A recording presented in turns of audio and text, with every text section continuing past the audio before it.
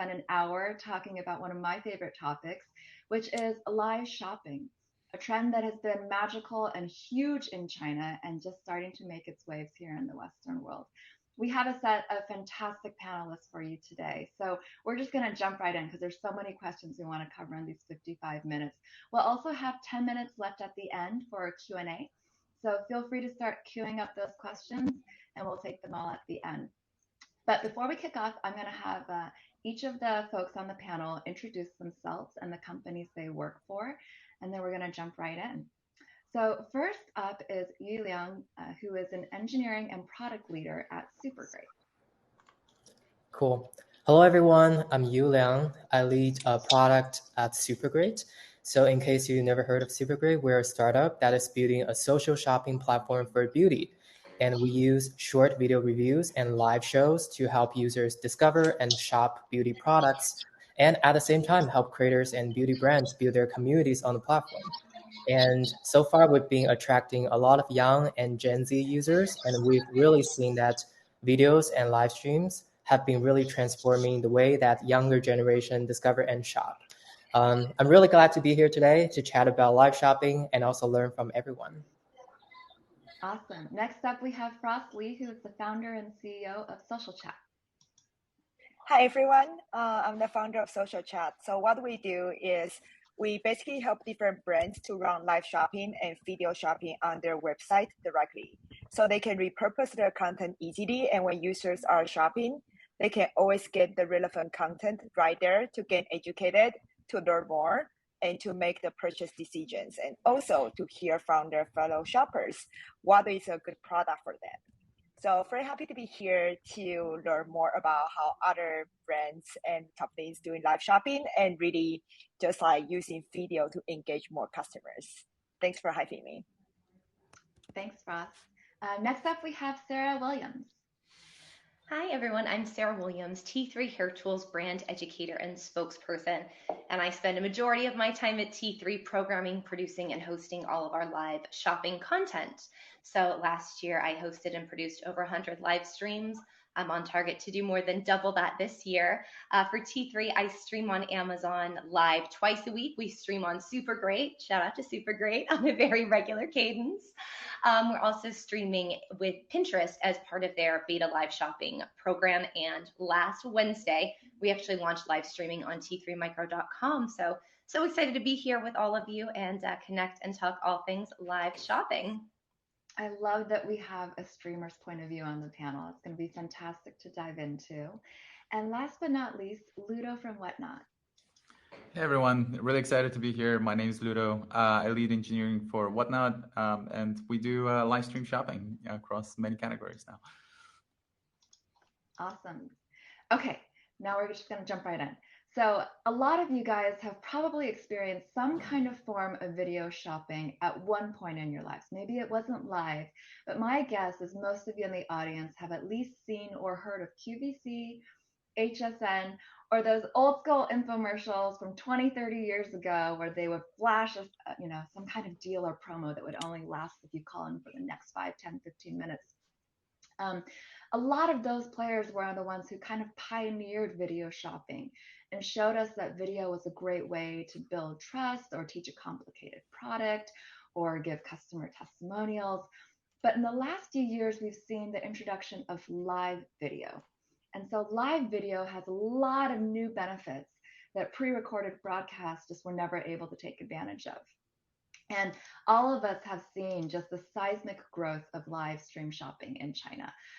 Estimates are all over the place, but it's hundreds of billions of dollars in GMV are moving in China through live streaming platforms, all on their mobile devices. It's not even on their TVs, just people shopping on their mobile phones in these live streams. And so the question is, for all of us, is the US and the rest of the world ready to catch up and ready to embrace mobile live stream shopping? And I think everyone on the panel here would say yes.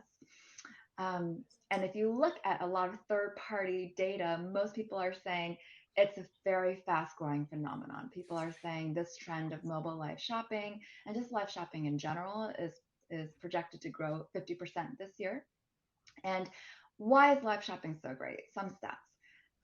10x increase in return visits, 4x increase in conversion, 50% lower return rates. And that's huge in an industry where right now we're all dealing with huge inventory and high return rates as a function of things like free shipping and all these kinds of deals. Undoubtedly, we are in a video first world, and Gen Z is also very video first, like Yuliang just mentioned. So we're going to talk about a couple of topics, things about like what makes a good live stream, what makes a good live streaming platform, how do you go pick the right live streamers to represent your brand, what kind of brands are good candidates, what kinds of categories are good candidates. So starting out first with what kind of makes a good live stream, I'd love to ask the panelists to answer that question. What are different components to a live video stream that just makes for a successful show? And kind of how long are these shows even? Are these shows like 5-10 minute shows? Are these several hours? Describe what makes a good live stream. And I'm going to have Ludo at Whatnot kick it off. Yeah, thank you, Connie. That's a great question, and maybe I'll mention a couple of things, both from the experience as well as from like just the product perspective. I think from an experience perspective, it's really important to actually build a sufficient live audience. And what we're seeing is that, if it's kind of like Goldilocks zone, like, so especially if you have too few people, it doesn't lead to that kind of like natural interaction and energy in the stream. If you have too many, then you end up kind of losing that. And what is that interaction? Describe what that interaction is. Yeah, so a lot of that happens through chat, and so that's like really important in terms of the, in terms of the seller, in our case, like just being able to see what are people curious about. Like sometimes they would want to see certain options, like for certain products, they will want to find out more about a certain product. And so a lot of that energy back and forth, like happens through the streamer, like, or the seller in our case, interacting, like through chat and figuring out like what is the audience really interested about. And so you said Goldilocks stage. What is that size? What is that size of a good size audience for Whatnot? Yeah, for Whatnot, like I want to say this is between maybe 20 and 100. Like that's where we see, like the most engagement and satisfaction, both for, like for the buyers as well as for sellers, being able to like put a lot of the good items, like that they have out there. Above that, like you end up with a lot of spectators, like, and just it turns up much more as entertainment. And below that, yeah. Sarah, I want to ask you the same question, because I know you've talked a lot about the importance of chat, engaging in the chat in your live streams. And also you've streamed on large platforms like an Amazon Live and small ones too. And tell me, in your view, what makes the right size audience, or do you adapt your show to the different types of platforms you're on? Yeah, well, I love what Ludo said, like the Goldilocks zone, because I definitely feel that. Like there are those shows that are really special where you just kind of have that perfect audience amount where people are in the chat, you're able to really speak to them in real time. Sometimes when you get so many people talking, you start to kind of miss questions. And if it's, grasshoppers and crickets and quiet, that's challenging. But I think you do really have to adapt based on the channel, because, if there's thousands of people watching, you don't want to, stop that, or you don't want them to leave. So you just kind of have to adapt and do your best to manage the chat in that way. But kind of going back to your original question too, I always like to think of live streams being held up by 4 pillars. The first is that like it is a sales channel. Absolutely. It's an opportunity to make sales. It's a moment to offer brand and product education, right? Because these tend to be much longer form, like around an hour. So you can really get into detail on the proper way to use the product, what makes the product different. And then because it's live, there's this element. How many products are you covering in that 1 hour? I think it depends on your approach. I like to stick to like maybe 5 or so, but then I'll fill up the product carousel with other like products that would kind of go with it. Because T3 focuses on hair tools, I tend to do most of the live streams demo based. So like I have one after this, so my hair is up, I'll be doing my hair live on Amazon here in about an hour. So it, in that sense, you kind of want to keep it shorter. But I know there's a lot of influencers and live streamers that will just kind of focus on one product for 5 minutes and then kind of move on to the next. So I think it depends on really what your goals are from that product standpoint. So the 4 pillars again are... Yes, sales channel, product and brand education, authenticity, because you're very authentically engaging with your audience and it's live. So like anything can happen. And through all of that, you really start to develop a sense of community with your viewers and consumers. So depending on your goals for each stream, you can lean more heavily into each pillar. But I love ensuring that every successful stream has all of those pillars included. Awesome. And then Sarah, when you do these streams, do you sometimes demo your products on other people, or do you find that solo live streams work best? Describe what kind of team is required to pull off a good show, or can one person do it? One person can absolutely do it. I do a lot of solo streams and I run the broadcast software and I manage the chat and I do all that myself. It's Wonder a lot, but Woman. it's so fun. Yeah, do it all. But absolutely, there's a lot of streams where we bring on guests, and especially, again, just like specifically for T3, we want to see these tools on different hair types. So I'll have stylists doing someone else's hair. They'll do their own hair. I have fellow T3 employees join me all the time, like, hey, I'm struggling curling with a flat iron. Okay, let's learn together. But I think that's so critical, is ensuring that whoever your product works for, people who are watching can see those familiar faces and relate in that way. Mm-hmm. Yuliang, how about you?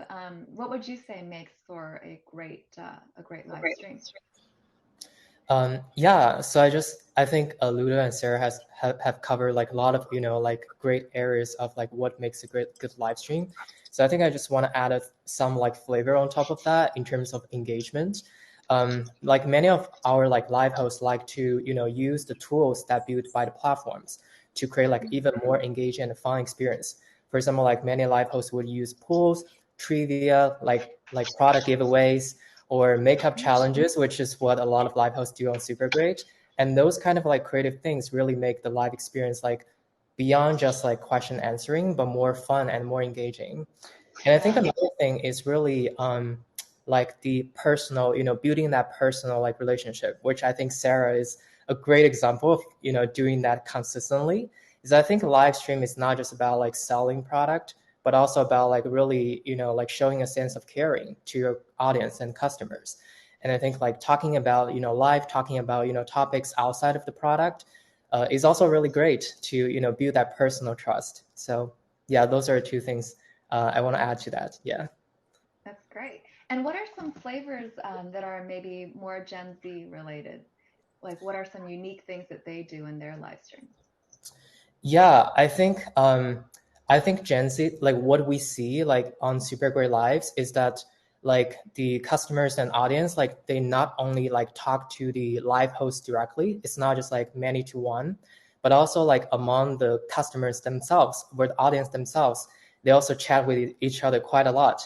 And we see that whenever someone join the live show, like not only the live host like welcome that new viewer, but also other viewers and audience in the same live room would welcome each other. And that just creates a really sense of, community. I'm pretty sure Sarah has experienced that. And I think that really not only helps like the live host to create, more fun and engaging conversations, but the community themselves is really like bonding with each other, like through this kind of like really engaging, like conversation chats, which I personally think is a major difference from like QVC, which is like one person talking to everyone. Yeah, huge difference with live. How about you, Frost? You've seen all different kinds of brands embrace live stream. The ones that do it well, what are some characteristics? I think the most interesting part I see is the audience, because you actually can see what pages they visit on your website already. So you already know their behavior. So by inviting the audience to like the relevant content, they are already wondering and they want to learn more. I found that being more successful. And I want to echo all the folks have talked before. So for example, there was a hair brand, and I found out that customers primarily just try to research how to use the product. So it's really not about sales. It's just like how to use tutorial almost. And after the live, people learn how to use it. And of course, they buy more. They are more confident to try out. And then because the results is better, they of course like come back and buy again. So I think that's a really good example for how to engage the customers with content and really make them happy with their purchase. And Frost, since you're the one that represents kind of this B2B backend software for live shopping, can you share some of these kinds of conversion metrics, or what's so compelling that's causing brands to want to all experiment with Agora or live shopping in general? Yeah, absolutely. I think I can share some of the numbers. So one is usually when users are not really engaging, we compare with you just show them like, hey, enter your email and get a 10% coupon. That's usually the default behavior. But instead, we replace it with, hey, would you like to join a live shopping event? Would you like to watch this tutorial? And we saw a 250% lift in users actually engage with that module and actually sign up for event or watching a video. So they stay on the website afterwards to learn more. So in that case, the website is asking, saying, instead of doing like email, here's 10% off, and that company has to take a 10% hit. All they have to do is give us your email and sign up for an event or tutorial. Exactly. And it's just human behavior, right? Like when we go into the store and I didn't see anything I like, if the sales representative just walk to me and say, hey, Frost, give me your phone number and here's 10% off coupon, I'll be like, no, I didn't see anything. But if they say, hey, Frost, there's a new product launch event next week, would you give me your phone number and you can join and you can see all these new products and see how we use it and style it together? Then I'll be like, sure, sign me up. I'm curious because I'm really here, right? So I feel it just, the human behavior never changed. Now we just and you're have seeing to a 250% reflect it online. Lift. A 250% lift on people. That's way more people amazing. Sign up. Yeah. What about any stats that you can share around conversion? People that are watching these live streams and buying, is their basket size larger? What are you seeing in returns, or what are the case studies that are working? Yeah, absolutely. So one thing we noticed is it, of course, has way higher conversion rate. So for across different brands, we'll see like double digits in conversion rate after users engage with a long, like educational session. Like Sarah was saying, it's usually an hour long or 30 minutes. So people learn about it and they usually convert. And we are seeing repeating customers coming back, want to watch more and learn more. So we see about like most of the customers that engage with one event, about like 20 to 30% of them would actually want to come back within a month just to engage again. And of course, all this engagement times the conversion rate of purchases. That's really a continuous revenue stream for the brand and also for the brand marketing as well for the content building. Those are powerful stats. To that point, how frequent should these brands or sellers be going live? Like Sarah, you mentioned you're going to do 200 shows this year. Over 200 shows this year on all the platforms. Yeah. And Ludo and others, like you see sellers coming back. Is it daily, weekly, monthly? What's the right cadence for hosting shows? Or is it like 24/7? You should always have a show. I think at least weekly, because then it's that standard date and time. People know they can join you at that moment. And then anything you can add to that, I think is fantastic. But I wouldn't launch a program and do anything less than a week, quite honestly, if you're going to do an ongoing program. Yeah, I mean, I would say like it's a good point from Sarah, and I think like quality is really important. Some minimal frequency is important, but I think the quality, the consistent quality, is really what like what we see drives people to come back again and again to these shows. Let's talk a little bit more about show quality. So I've seen a wide variety of live stream shows myself. Some where you're just looking at someone's hands holding a product. Some where it's gorgeous background, like where Sarah is right now. You can tell she's probably in a studio. Good lighting and everything, and really well done. And then on Supergreat, you also have these like super authentic videos that look like they're not wearing any makeup at all. Maybe it's because they're about to do a makeup demo. I don't know. But tell me and talk about the show production. How important are all these technical things? Or is that what you kind of mean by show quality? What else defines show quality? So why don't we go around? Yuliang, why don't you talk about Supergreat and Gen Z? Because that's where you see some people, coming out of shower, wet hair, and they're doing a live stream, like the opposite of what Sarah looks like right now. Um, yeah, definitely. So I think like one aspect of quality is really the trust, and I personally really think that trust is really like the currency of e-commerce. Is like if you can build trust, you'll have like a long-term relationship with customers. So I think really good quality can really connect people and build that trust. So on Supergreat, we have two formats of content. We have both short form videos and live stream. So for short form videos specifically, like all of our videos like on the platform are like no filtering. So you cannot add the fancy filters. You cannot add all the animations to make it look great. Everything is so like unfiltered and raw, which is like might not look as like perfect, but actually it's like but some do the streamers have like professional lighting and the some of ring it. lights and everything so that it still kind of looks filtered? Live stream, I think, yeah, for like live hosts, they oftentimes have like a relatively, good setup, like lightings and things like that.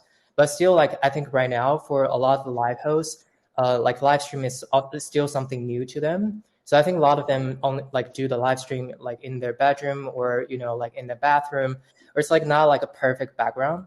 But actually, like users really like that because that's something they can really resonate with. Like we really found that Gen Z users like something that feels like less promotional, like less polished, and that's something really they can relate with. And also for live stream specifically, we found that for like a lot of beauty brands, they want to like produce like high quality live stream, or they want to build trust on the platform. Like one really good way is for them to also collaborate and work very closely with the creators that are trusted by the community. And I think for Gen Z users, like having that, creators to be there, and the creators being like the real customers of the product, and they're also passionate about the product, really helps the brands to humanize the brand and help the customers to connect with that. So I think like we see a lot of beauty brands do like interviews, and we have like creators like interview the founders, talk about their like stories and show like behind the scene and things And like that. even that is like an unfiltered, Yeah, poor it's lighting video. yes. Wow. Wow. So authenticity is super important. I also love what you said earlier, trust being the currency of e-commerce. Yeah, And it seems like on Supergreat, the trust has nothing to do with the filters or the lighting or anything, or how professional it looks. yeah. I think it really comes to like, like finding the people that can represent your brand, instead of like, like having something that's really fancy or like really feels like promotional. And people like things just like, like just tell me the brand, tell me the product, tell me why you're creating this product, tell me about the product ingredients. And right now, a lot of like the customers also really care about like the sustainability of the brand. Like they want to make sure that brand really creating the product with sustainable like ingredients, and like protecting the environment, and all those kind of factors are really important for like the younger generation to make decisions. So it's really important for brand to talk about all these different perspectives. That's a great point. And those are topics that are harder to get across without video, frankly, or without Exactly. live, right? Yes. Yeah, yeah. Frost, how about you? With all the brands that you work with, do they ever go with kind of this authentic, unfiltered, or are they usually more professional setups? Frost, I'll ask you because you Oh, work with so sorry. many. Yeah, I think definitely authenticness is the most important thing, and I building the brand trust. I want to echo on all this. And one thing I saw that works really well is the brands actually interviews their loyal user. And the loyal user usually doesn't really go with scripts, right? Because they are just a normal customer, but they love your brand. And whatever they say just like really echoes with your audience. And sometimes That's it what just like gets the old school amazing effect. infomercials do, right? Like from 20, 30 Yes. years ago, you always have these audience, probably paid actor in those cases though, but they would always just come on stage and do a demo or a feedback. Yeah, Connie, exactly. I feel human nature never changes. You want to hear people who are real users, people who are like Yeah. you, and they sound like not very polished, almost so you know it's totally off script. So when and you not guys do that kind of like live feedback, is that happening with two screens where you're kind of dialing in virtually, or is it you're inviting them to a studio setup when you're working with brands? They are dialing in virtually, so they are in two different locations. That's how it's easier to scale the program. And also it feels even more genuine because you know this person is like just far away dialing in instead of, oh, this person is actually in our store. So I think that it's even another layer of trust. It's a real customer. Yeah. Thank you, Frost. Okay, Sarah, you've live streamed on things like Amazon Live, and every Amazon Live video I've seen is very polished, well done, well lit. What's your perspective here? I think you want to keep it channel appropriate and then brand appropriate. So, like Supergreat is very raw, and I really, I tried to get my lighting to look great because my skin sometimes, and it's embrace it. That's, be raw, be yourself. And I sometimes will do those streams from home just, because that's what's channel appropriate. But to your point, yeah, Amazon, also people are there really to shop. And I feel like Amazon Live has embraced this more traditional live shopping approach that we've seen on the QVC and the infomercials. So yeah, having the studio set up, having the graphics, I think is highly effective. I think what can also be interesting is, I think if you want to have a successful live stream program, you should be creating, brand produced content and also allow creators to produce content the way they want. And so you can kind of allow the creators to have that raw approach that's channel appropriate for where they're streaming. And then I think as a brand, it can be great to have those graphics and have the product imagery. Tell us more about those graphics. What does that mean? Is that like a photo overlay on top of the video stream? Yeah, so most streamers use OBS, Open Broadcast Software. It's actually free, and it's really easy to integrate into most live stream platforms like Amazon Live, or there's so many. And so that program allows you to bring in multiple feeds. So you could have multiple guests. You can do overlay, I could put a T3 logo in my corner. I could have a product pop up next to me. I could play a video of something and then speak over it or let that audio come through. It also allows for more extensive audio and video. Filtering is not the right word, but manipulation, so it can have more of the studio quality. And how often are you using those overlays? Is this every show you're doing it? Yeah, when it's channel appropriate. So for Amazon, they're up there all the time, and I think it can be helpful. It's almost like TV programming. Yeah, yeah. Logo's always there, title's always there, and when I'm talking about this curling iron, it's kind of hard to see when I do this, but I can have that close-up image of it, so you can really see the user interface. So I think it's really valuable. You don't just want that there the whole time, just a product image, but using it to enhance the visual storytelling of the verbal storytelling that your host is offering. Yeah, should work together. Yeah. How about you, Ludo? What do you think about things like those photo overlays too? Yeah, I think what we see is a lot of sellers do use OBS. It's great. It provides for such a great experience. Because you can have, as Sarah mentioned, multiple things. Kind of close up and just kind of really display what you want to focus the audience on. Another thing that we've seen that's been really interesting is we're a very community-based marketplace. So sometimes co-hosting, is really good. Where you have two sellers that actually kind of jam together, on a stream, and again feed off each other. Again, as far as authenticity, we see a variety of streams, but a lot of our focus is making sure that within each one of these, we provide the right level of engagement for, for sellers, with the audience. So we're starting to work on things like polls, where a seller can ask the audience of what would they prefer to run next, or which direction to go.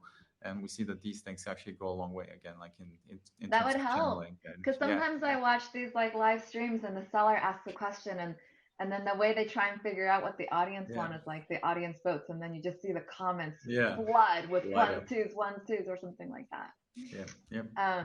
But to that point, what are other things that platforms can build, whether it's seller tools or tools to help maintain trust in general? Like, I love this idea, trust is the currency of e-commerce. What are things that all of these platforms can do to build more trust? And Sarah, what do you wish existed that doesn't exist today? Oh gosh, that's a good question. I think from a technical standpoint, it would be really nice to like not have to use that tertiary software of OBS. Like if I could just log into a platform, load my assets, and it'd be a lot easier, because I think that is a heavy lift, especially for brands that might not have someone in house, or that can be intimidating. So I think making that as easy and as simple as possible. And then things like polls and all of those, like real-time engagement. I mean, that's why we're here, right? Real-time engagement in 2022, right. Allowing for that to really feel like a conversation and not just the host talking. So any tools that can facilitate that, I think, are incredible. What kind of tools would make it feel more like a conversation, you think? Oh my gosh. It would be really fun to do a live, and then these regular viewers that are there be like, hey, Linda, you want to pop on screen? Like, let's have a chat, or like, let's pull in your audio. Like, how fun would that be? Like, and then it's live. I've never met Linda. I don't know what that's going to be like. Like, that is going to be some good entertainment. That would be incredible. That would probably be number one on my wish list. Awesome. So you guys have your roadmap now, the rest of you. How about Yuliang at Supergreat? What are things that you think the platform can do to better encourage trust? Yeah, I definitely want to echo like what Sarah said about like inviting, like the viewers to the stage, which is definitely one of the, top requests from our live hosts. The other thing that our live hosts oftentimes, talk about, or they really want to get more help on, is really how to find these different products or different brand partnership for them to, like talk about, for them to build their audience. Because if we look at like the Chinese live shopping market, like a lot of the top live streamers, like they're not like the brand, they're not a brand, they're, like individual live streamers, but they work with brands directly and they build their customers. So I think right now, for Supergreat and maybe like a broader US market, I think like a challenge for like new live streamers or like new creators who want to get into this industry is like how to get that how to get product or brand partnership, products, how to get brand partnership, how to work closely with brands so they can be more professionally talk about products. So that's another big area that we're also thinking about, is like how to connect like creators and brands more closely. Yeah, that's fantastic. What else? What else are top things that sellers are requesting? Maybe Frost, you can share some things that brands are asking for. Yeah, interestingly, brands are asking for is not only about these visual features and interactions. Sometimes they just want to understand their users more, because users sometimes they don't directly tell you, hey, what I feel, what went well, what doesn't. But as a platform, we are able to see, oh, did they actually click on your product right there? Did they like add to the cart? Did they make a purchase? Did they actually just jump to another browser window because they were not interested in this section? So I think for all these like hidden feedback in data was very useful for both the brands and the hosts to see how they can better communicate with the audience. Does that have to be real time? Do you think that has to be real time, or are these kind of reports and metrics they can review afterwards? I think there is benefit of being real time, but also sometimes I personally think it's better to look at it like 2 to 3 hours after, because when the live streaming is so successful, what we saw happening was the audience just didn't want to do anything because they just want to 100% focusing on watching it. So initially you were like, oh, they don't have any interactions, but those really successful ones, within an hour or 2 hours after the stream ended, there was like crazy purchases, like a lot of page visits, because after they watch it, they're like, this is awesome, right? So I feel it makes sense to give users some time to like react, because they were just really engaging real time with the host out there, like watching. Is 2 to 3 hours the right window, or is it more like 24 hours if a brand wanted to gauge the ROI of a live show? If it's ROI, I would say I would even give it even longer. but 2 to 3 hours is a bare minimum. You need to kind of see if users have some time to react. I would say I usually recommend brands to wait for at least 7 days, just because sometimes users, they bookmark it. Yeah, because they bookmark it and then they didn't regain time to necessarily join the live. But we found out users actually come back and watch the recorded video like during the weekend, if they just couldn't really watch it during the weekdays due to like just busy week life. And then we still see converting customers like from there. Wow. Yeah. Sarah, how about you? Like, what kind of conversion window do you usually think about? Yeah, I like to see immediately when the stream ends, like, okay, how many chats did I get? How many viewers did we have live? Clicks to PDPs, things like that. But totally to Frost's point, like, I don't even look at sales until a week after the stream, because people are watching it later on demand. People are carting it but not purchasing it yet, especially depending on the channel. So yeah, I've even heard like other organizations say, oh, we're going to let the discount code be live for the week, or, like allow sales to happen longer, because especially for products that are maybe a higher consideration, higher price point, sometimes people still need that time to make that purchase and make the leap. And talk a little bit more about that kind of on-demand watching it after the show happens. Like, what kind of percentage of views are happening after the event ended? It depends on the channel. With Amazon specifically, because I know it can have different placement after the live ends, tend to see almost like triple the numbers. So triple are happening after. Triple are happening after the fact, after the live stream. Yeah. So I think it's critical to have that content up and available. And at the end of the day, it's very valuable content. I mean, if you use your hour or your 30 minutes, correctly, you are offering that product education. Each moment is interesting and engaging. And so why not watch it on demand as well, or have it available for view on demand? Wow. Frost, how about you? The brands you work with, how long do they keep the video up there, and what percentage of views are non-live? I would say most of the companies, they try to make evergreen videos and they just leave it on the website forever. And because we kind of promote what videos has the base conversion automatically, so there's no reason for them to ever take it down. Because if it doesn't convert users, it just doesn't really get show on the top and people just don't see it anymore. So having that flexibility to just see what users will be engaging will be really good.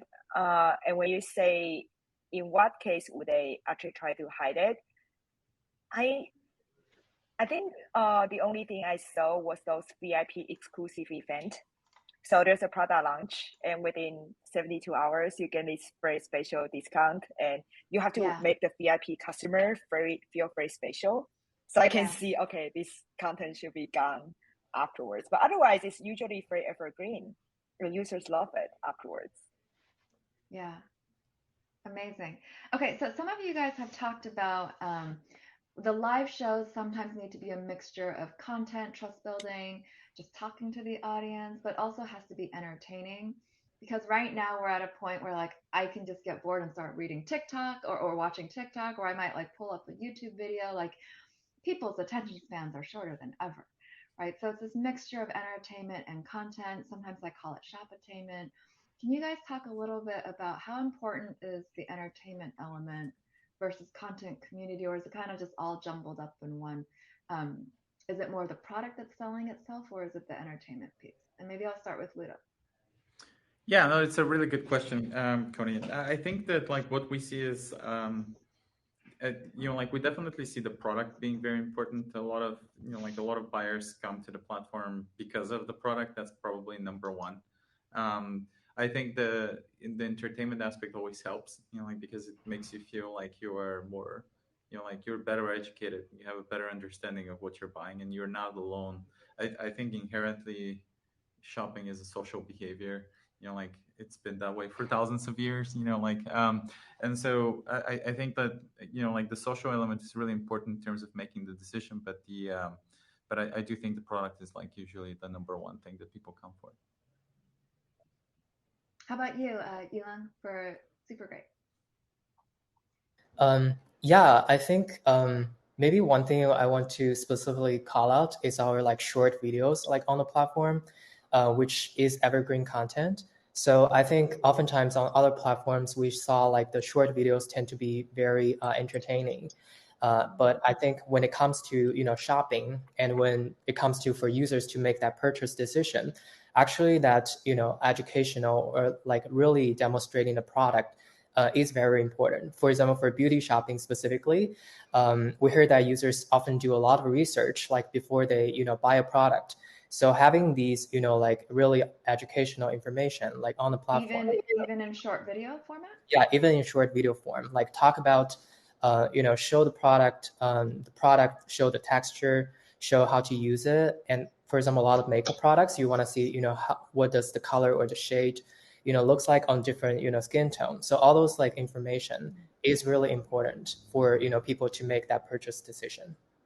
But some of the Supergreat live streams are also really fun, right? Like people will bring their cats or their dogs or show off their rooms.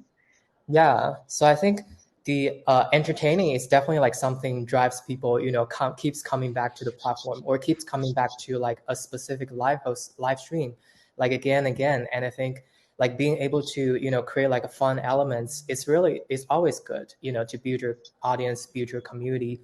And I think on top of that, we definitely see our creators being really creative and really good at combining both like entertaining, but at the same time, like really deliver the message from the brands and talk about the products.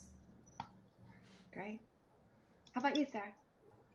Yeah, I think it's a blend of all of it. Like you definitely want it to be, product focused, because at the end of the day, we're here to talk about products and to sell products, but you don't want to skip out on the entertainment.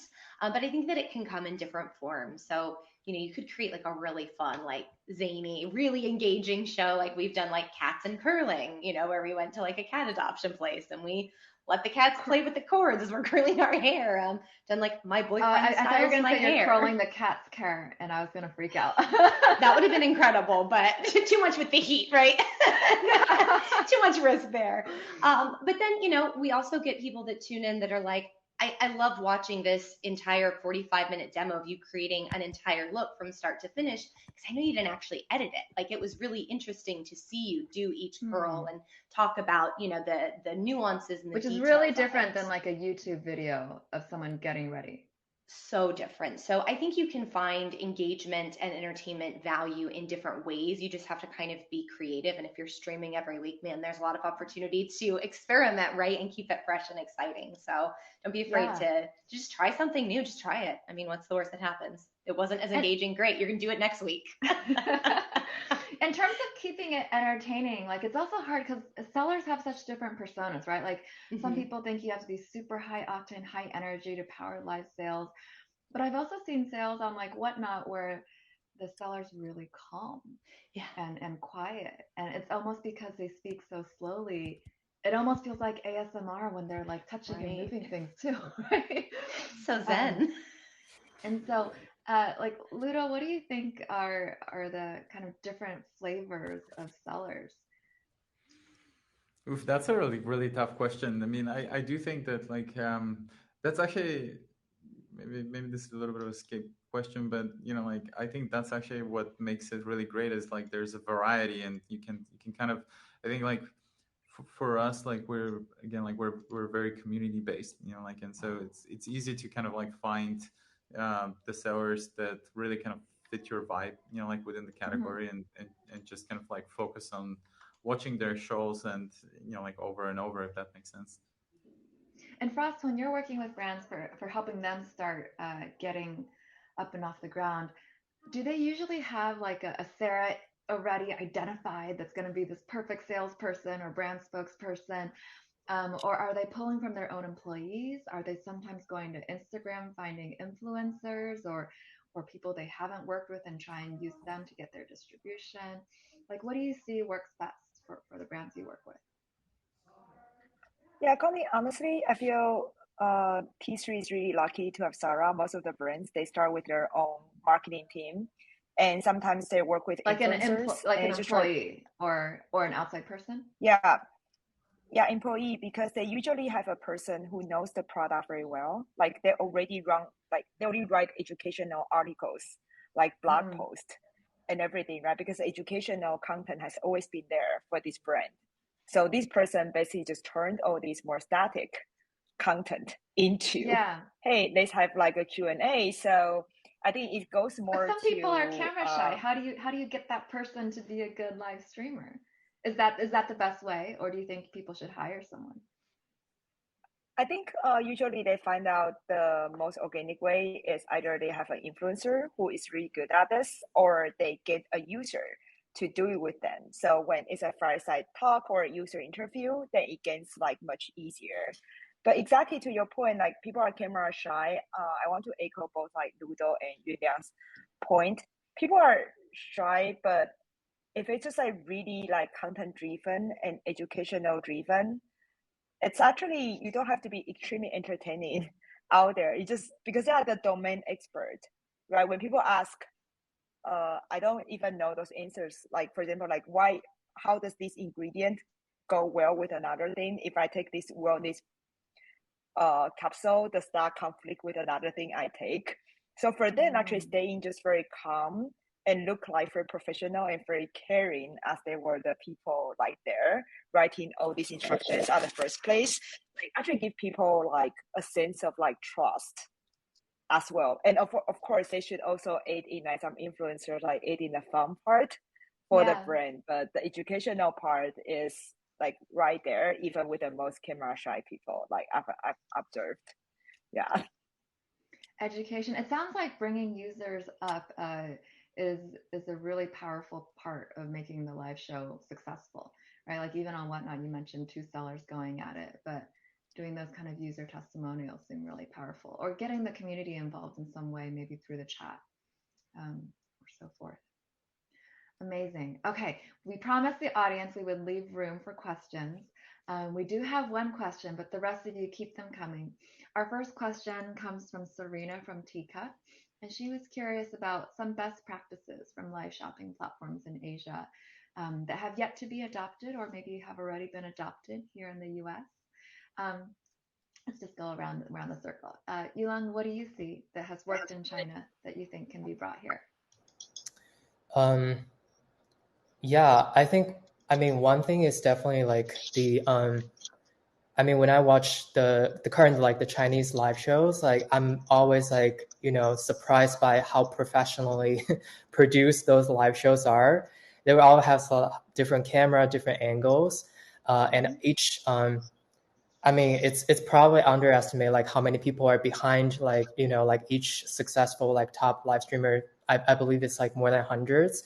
And just like all those kind of things, it's really, creates like a more engaging and a more fun live stream, which is something I think like it's still like not very common like in the US market. And I also think that it's probably going to take some time for, especially, like with, brands and creators, like many of them are like solo live streamers. It's kind of hard for them to, do something very professionally produced and also get all this kind of resource. But that's one thing I saw, from like the Chinese market is like the live stream is like becomes like a TV show standard. Like a TV show, yeah. Yeah, exactly. You have like a showrunner or like a script writer, a lighting person, a whole team. Yeah. I think, And do you think that'll happen here though? Like, do you foresee that happening here? I don't know. I actually think like different market might just be different, but eventually I feel that sense of like just like bring that entertainment perspective from like TV shows to live stream. Maybe something that can also be created even if you don't have like a lot of equipment or a lot of fancy tools. You can still create that kind of like show kind of feeling, like people are watching a show, and you do that consistently like across the weeks. Maybe that's like something people can be really creative about. Yeah. Sarah, you have a lot of people here who think you need a lot more headcount behind you.